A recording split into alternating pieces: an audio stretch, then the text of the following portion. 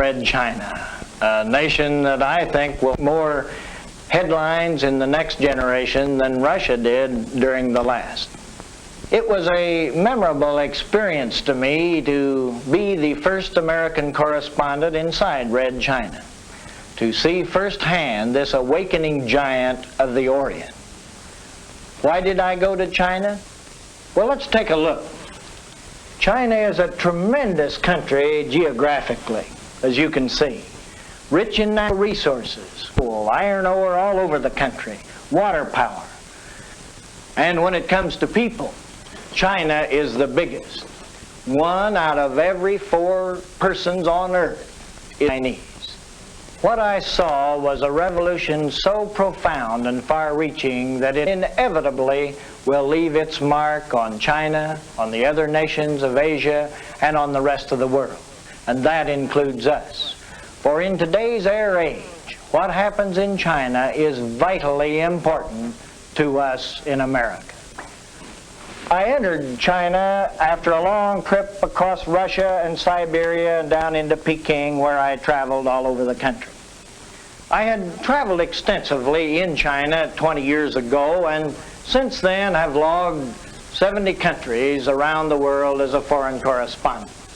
But none of these experiences prepared me for the changes in China. Of course, a big country like China does not change overnight.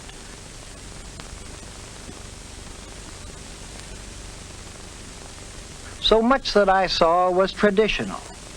The rice paddies, the walking masses of people crowding the roads, traffic jams of camels and goats.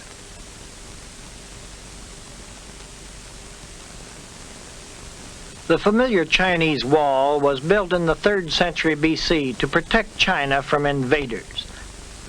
Today, it reminds both Chinese and foreigners that whatever changes the communist regime may impose, tradition will long remain. In these temples and palaces of the Forbidden City lived the autocratic emperors who ruled China for hundreds of years from Peking. These emperors of old China were swept away in the Revolution of 1911, led by the father of modern China, Sun Yat-sen. His tomb is still a shrine. But for most of the people, this first revolution meant little. 85% of the Chinese are farmers, and the life of the peasant stayed much the same. He tilled his tiny plot of land, trying to eke out a living for his family. For centuries, the Chinese peasant has fought a running battle with famine. He carefully saved all manure and carried it out and spread it on his land.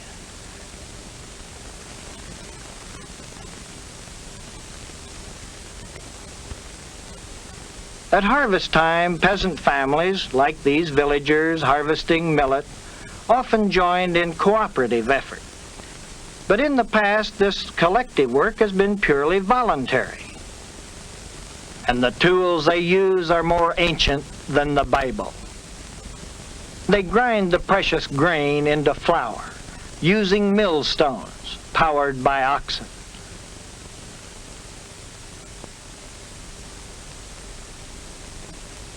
This map gives some clues to China's great problem of being able to feed its 500 million people.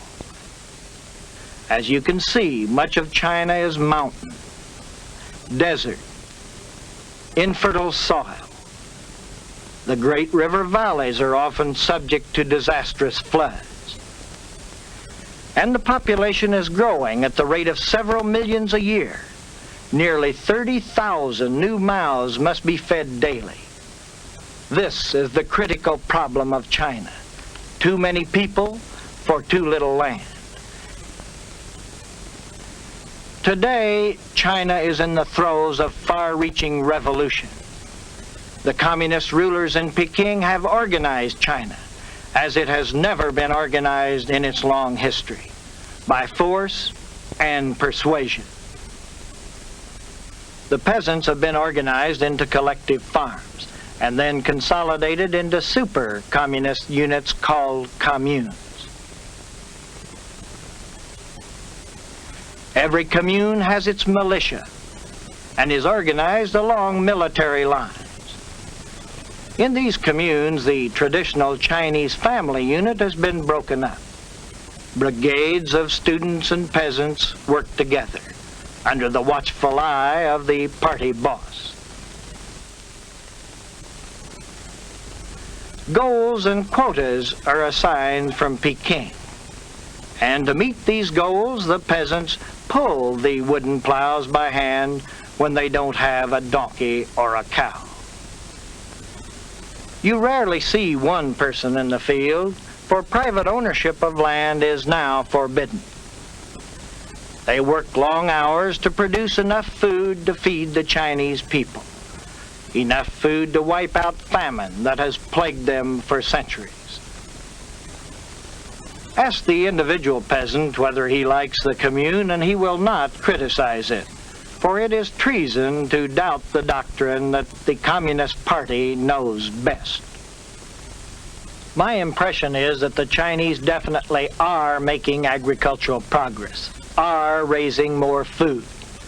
Here, for example, is the bountiful corn crop harvested on one commune that I visited. Corn for human consumption. Some communes specialize in growing crops like cotton for industrial use. The Chinese are going all out in experimentation. Here, for example, they're digging the soil 3 feet deep, hoping for a better yield. Every commune has an experimental plot. They told me that this rice plot would yield a fantastic 11,000 bushels per acre. But that's more than 100 times a typical rice yield in China today. Rice shoots were crowded very close together. They used wind machines and overhead lights, and 100 pairs of hands to separate the heads so that air and sunlight could get down into the heavy mass of shoots. Collectives are also using chemicals for crop improvement. In these and other ways, traditions are overturned and scientific methods introduced. Irrigation by mechanical means is not new, but it is spreading from commune to commune. And now the government claims 55% of all cropland is irrigated. All life in the commune is regimented along military lines. The ringing bell calls you to work, calls you to eat in the canteen, calls the women to their washing, the workers to the field. The children, they're kept in the central nursery while their parents work. The children are taught to love their communist leaders. These children are singing a song of praise about the leap forward.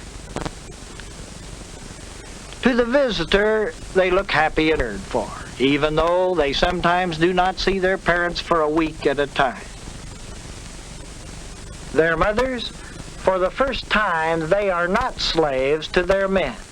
But like their men, they are now subject to the all-powerful state. After work, there is indoctrination in the principles of communism.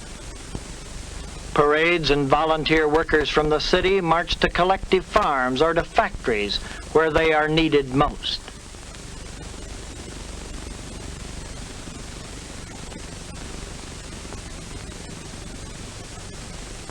Shock brigades go out from the schools to help with the harvest, because the communists believe everyone must learn to work with their hands as well as their heads. Parades are a powerful weapon of the new regime. This truck pulled 31 loaded trailers through the streets of Peking, a symbol of Red China's ambition to achieve industrial supremacy. In exhibition halls like this one in Peking are displayed the technical wonders which are a dream of tomorrow for the Chinese peasant. These irrigation pumps mean more water to produce more food. Gas turbines stand for electricity and light. This self-propelled grain combine is as modern as any in the West.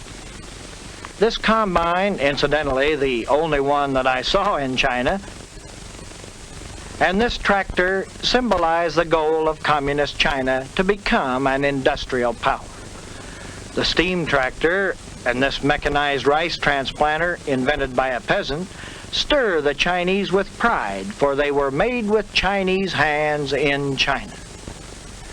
The Chinese remember when all heavy machinery had to be imported from abroad. To make machines, China needs iron and steel. In 1943, China made only 1 million tons of steel. China's announced goal is 20 million tons of steel. The Chinese say they've doubled steel production in the steel mill the Japanese built in Manchuria.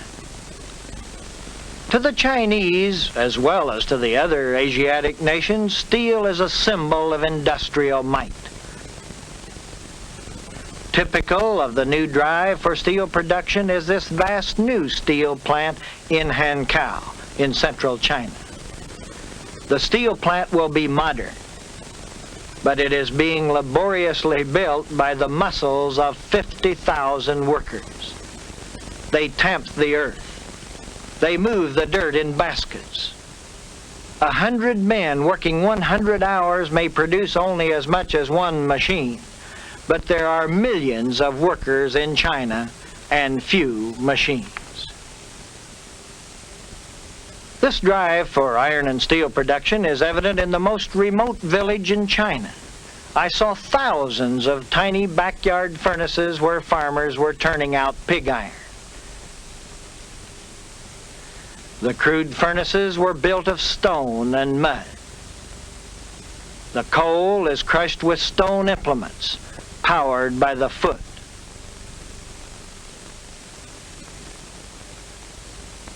Limestone is crushed with little hammers. Iron ore is hammered into tiny pieces by hand. No tool is too simple, no effort too great to prepare the raw materials needed for pig iron. And out flows the molten iron, industrial sinews to help build China's industrial might. I saw these furnaces all over China, but the pig iron they turned out was less important than the psychological lift the campaign gave the people. For the Chinese peasant could say to himself, "We are making steel, just like the Americans and British. We are helping build the new China." Having served its psychological purpose, the great campaign for little steel has since been discontinued. While steel is given much attention, other industries are also encouraged. For example, copper products for the growing electrical industry. Heavy copper wire is produced in this modern factory that I saw in Mukden. But these spinning wheels on which women are winding copper wire are more typical of Chinese industry today. Village industries, not new in China, are being organized on a gigantic scale as China tries to raise herself by her own bootstraps. Production quotas are prominently displayed on bulletin boards in factories and on the collective farms. The red flag is a symbol of excellence. This is an automobile factory. Private ownership of automobiles is forbidden in China, but being able to manufacture cars is a great triumph for a nation that has long had to depend on the outside world for industrial products.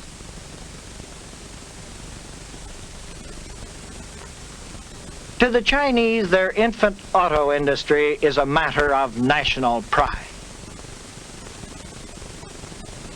But there are few cars outside the big cities.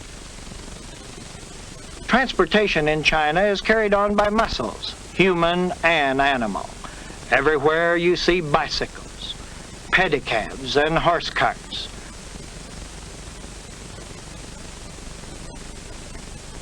Fuel is very scarce in China, so buses using attachments like this one burn wood and coal.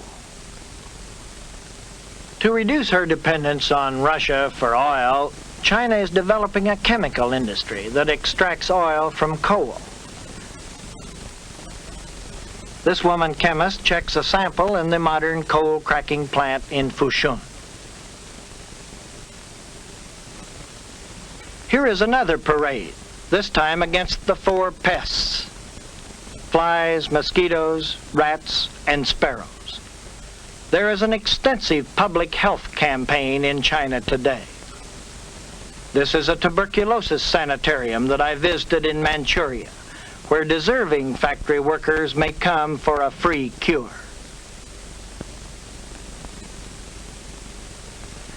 Every factory, every farm I visited had medical clinics like this, where they dispensed free medicine. It's almost a sin to get sick in China today. So every morning at 10 a.m., the factory workers go through a daily routine of calisthenics as music blares from the loudspeakers.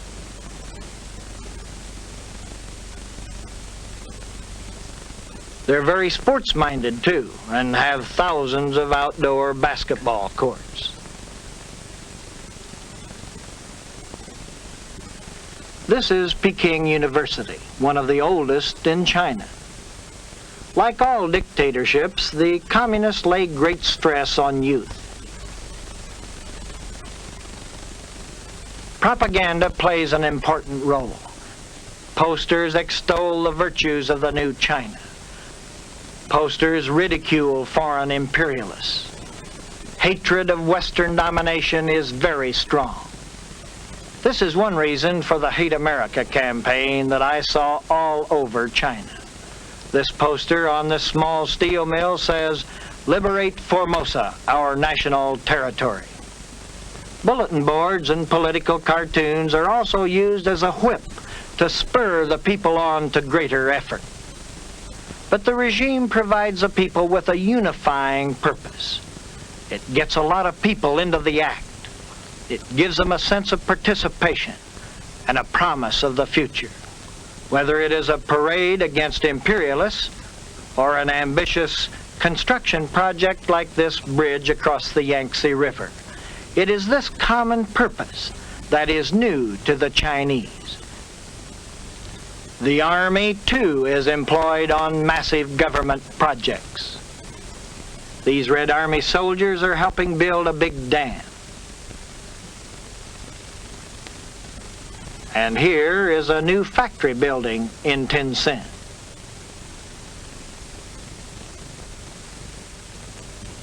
Peasants who never have seen the city find themselves building sewers in Peking, seeing and hearing new things. When they return home, they carry the message of the Chinese Revolution into their villages. At present, China's great friend is Russia. This big building is Russia's monument to Chinese friendship. And this monument to fallen war heroes celebrates China's long struggle against outside oppressors. These are the two forces that mold China's policies. I left Red China by the misty road that crosses the barbed wire frontier into Hong Kong. This great British-held port on the southern coast is the only doorway between China and the West. As I looked across Hong Kong harbor, I pondered what I had seen in Red China and what it means to us. The things I will never forget are the work of the people, organized for a purpose. People toiling under grueling hardship, and all in a relentless mobilization of human strength to build a new world. A communist world built by persuasion and coercion. But there's no denying that the Chinese are making progress. By our measures, perhaps not much. By theirs, a great deal. They're making steel, autos, tractors. They're building new apartments, bridges, hospitals. There is more food. The China today is different and be like the old China. Tradition is being flouted by the communist dictatorship. No one knows where this will lead, but I believe it has vast significance for the rest of the world. And I am sure we will hear much more of China in the years ahead.